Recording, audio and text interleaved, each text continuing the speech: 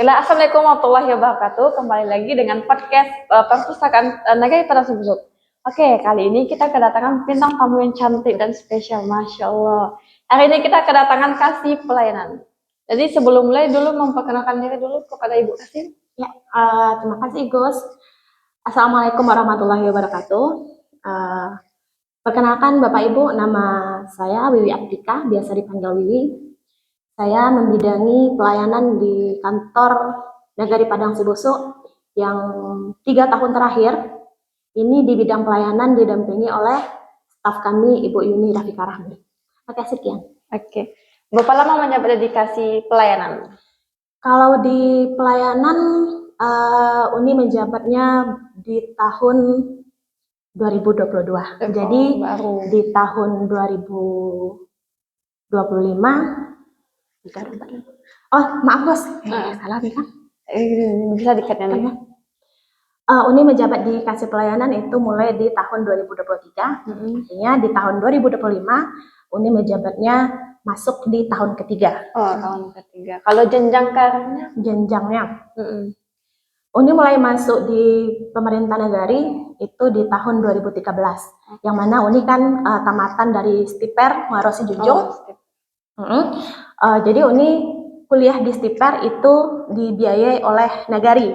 Nah, setelah tamat di Stiper, Bapak Wali Negari waktu itu zaman Bapak Asrul Karim meminta Uni untuk ikut serta di pemerintah negari, yang mana waktu itu ada salah seorang kaur yang mundur, Bapak Susparizal Almarhum, yang mana Bapak itu waktu itu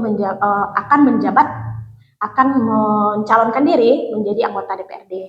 Makanya sejak tahun 2013 Uni mulai masuk di pemerintah negari, yang mana waktu itu setahun masih menjabat di staf umum, kemudian naik jabatan menjadi kaur pembangunan, yang mana Kasih Kesejahteraan namanya sekarang. Itu baru sampai tahun 2019. Nah, 2019 masih di kesejahteraan, 2020 pindah ke kaur perencanaan, 2021 pindah ke kaur umum. Pak, ini berbicara tentang kasih pelayanan. Kasih pelayanan itu apa? Kasih pelayanan adalah salah satu bidang di pemerintah negari yang mencakup yang banyak berapa nama itu? Kontribusi? Bukan, banyak terlibat dengan orang banyak. Jadi mulai dari pernikahan, kemudian hamil, ya, kemudian menjadi ada yang balita misalnya, kemudian sampai ke nanti ada warga yang misalnya ada warga yang meninggal, nanti cek BPJS Ketenagakerjaannya dibantu oleh bidang pelayanan. Berarti itu kayak bertanggung jawab atas pelayanan publik. Ya. Kalau tupoksinya bagaimana tuh dikasih pelayanan? Kalau tupoksi di bidang pelayanan itu pembinaan kemasyarakatan, itu masuk ke tupoksi pelayanan. Yang mana nanti di pembinaan kemasyarakatan itu banyak di pembangunan juga ada, tapi pembangunannya bukan pembangunan fisik, tetapi pembangunan misalnya pembangunan mental seperti pendidikan, kesehatan, itu kan termasuk ke pembangunan manusianya. Jadi itu masuk ke tupoksi di bidang pelayanan. Kalau untuk fungsinya yaitu ini tidak bisa jelaskan secara detail, cuman yang terpikirkan sekarang itu adalah seperti yang Uni jalani dari hari ke hari, mulai dari tahun 2023 Uni menjabat di pelayanan. Itu tupoksi yang Uni jalani adalah menyangkut dengan hajat orang banyak. Misalnya ada pernikahan, ada namanya kader TPK, itu di bawah naungan BKKBN, yang mana kader-kader, keseluruhan kader itu adalah di bidang kasih pelayanan. Nah, sebelum menikah, calon pengantin itu mendapatkan wejangan dari TPK. Fungsinya apa? Fungsinya agar nantinya yang pertama tidak adanya bumil yang kek atau misalnya kekurangan energi kronis. Kemudian tidak adanya lahir anak-anak yang berisiko stunting di Nagari Padang Siboso. Kalau untuk jenis pelayanan yang ada di kasih pelayanan apa aja? Ya, jenis pelayanan yang ada di kasih pelayanan tadi pernikahan sudah, kemudian setelah nikah mungkin pasangan tersebut hamil, yang wanitanya hamil itu kalau misalnya dia kek atau mengalami kekurangan energi kronis, itu nanti PR di bidang pelayanan melalui bidang pelayanan di pemerintah negeri, kemudian puskesmas juga, bagaimana supaya gizi dari ibu hamil tersebut terpenuhi. Kemudian ibu hamil, balita itu wajib ke posyandu. Nah, posyandu adalah di bawah naungan kasih pelayanan. Nah, jika misalnya nanti setelah hamil anaknya beresiko stunting atau misalnya tinggi dan berat badannya tidak sesuai dengan yang seharusnya, itu nanti PR dari pemerintah negeri melalui bidang pelayanan itu bagaimana supaya nutrisinya tercukupi. Misalnya di tahun 2024 itu pemerintah negeri memberikan bantuan susu dan vitamin ke ibu hamil dan balita yang beresiko stunting. Nah, kemudian misalnya ada warga yang tidak mendapatkan BPJS Kesehatan, itu nanti bidangnya yang melayani adalah bidang pelayanan.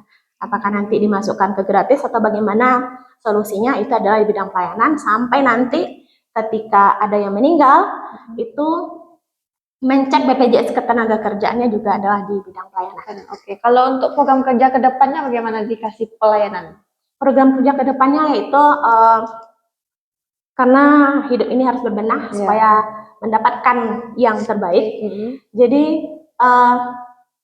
program kerja yang di bidang pelayanan yang pastinya kalau misalnya di tahun 2024 itu posyandu di Nagari Padang Sibusuk sasarannya baru sekitar tidak sampai 100%. Nah, target di tahun 2025 adalah posyandu di Nagari Padang Sibusuk itu sasaran yang datang ke posyandu harus 100%. Dengan cara bagaimana? Dengan cara kalau dulu misalnya PMT hanya 100.000 per posyandu dulu kami berikan. Kalau sekarang itu PMT kami bayarkan itu per sasaran. Per sasaran. Jadi semakin banyak sasaran yang datang itu semakin banyak PMT yang akan kami bayarkan. Jadi itu nanti PR Kadar bersama pemerintah negeri bagaimana 100% mencapai sasaran, target.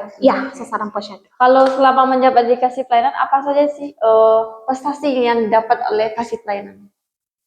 Sebenarnya bukan prestasi di bidang kasih pelayanan, tetapi prestasi di pemerintah Nagari Padang Sibusuk yang akhir tahun kemarin yang mana kita melaksanakan lomba kampung keluarga berkualitas di tingkat kabupaten. Kita adalah perwakilan dari Kecamatan Kupitan. Lombanya dilaksanakan tanggal 15 November 2024 yang alhamdulillah berkat doa kita bersama dan berkat perjuangan kita bersama, Nagari Padang Sibusuk mendapat juara 1 untuk kampung keluarga berkualitas dan insya Allah di akhir lebaran nanti kita akan menuju ke provinsi. Masya Allah. Nah, ini penutup nih, apa sih harapan untuk perpustakaan kita? Kedepannya bagaimana?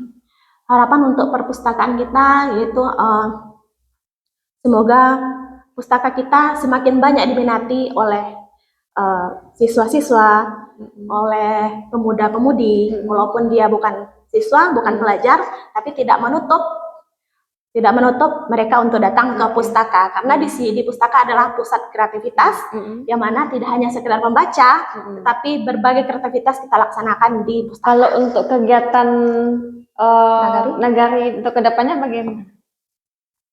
Ada kegiatan Nagari di bidang pelayanan, ada 3 kegiatan besar yang harus kita ikuti bersama.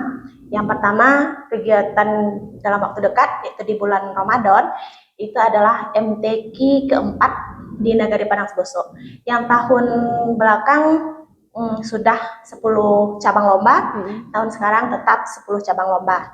Nah, dilaksanakannya di pertengahan bulan Ramadan di 7 masjid Nagari Padang Sebusuk ditambah dengan 4 surau atau musola di Nagari Padang Sebusuk. Kemudian ada kegiatan khatam Al-Quran yang akan dilaksanakan insya Allah di bulan April atau bulan Mei tahun 2025.